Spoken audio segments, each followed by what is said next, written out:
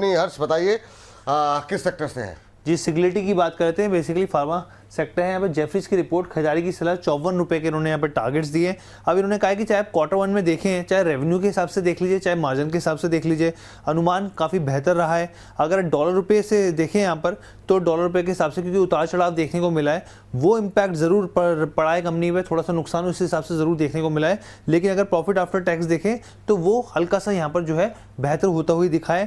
Company नए customers को जोड़ रही है, नए प्रोजेक्ट्स जो है वो मिलते हुए दिख रहे हैं और आने वाले सालों में बिजनेस की जो संभावना है वो और बढ़ती हुई दिख रही है।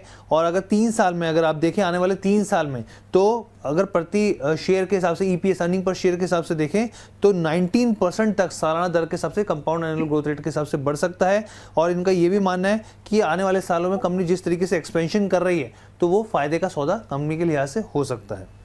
सजिलिटी पे राय आपकी जानना चाहेंगे अंबाला मैम। जेफरीज की रिपोर्ट है, 54 के टारगेट यहाँ पर दिए जा रहे हैं, खरीदारी की सलाह। आपका व्यू क्या होगा मैम सजिलिटी को लेकर के, और सहमत हैं इस रिपोर्ट से आप?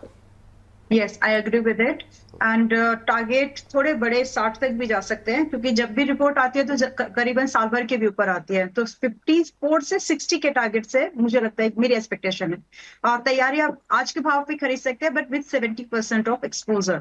अब बचे हुए 30% को वाइजली थोड़ा सा यूज करना, कि अगर 38 रुपए आ जाए आपके खरीदने के बाद पहले, तो वहां ऐड कर लीजिएगा, क्योंकि 1 साल से कम की बात नहीं हो रही यहाँ पर।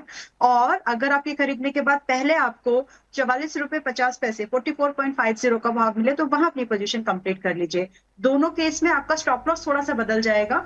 अगर आपके खरीदने के बाद 38 पहले आया, तो आपका स्टॉप लॉस यहाँ पर 34 रुपए 50 34.50 रखिए।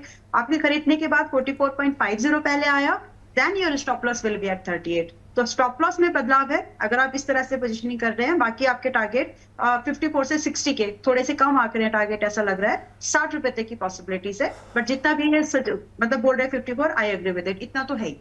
बाकी इसके साथ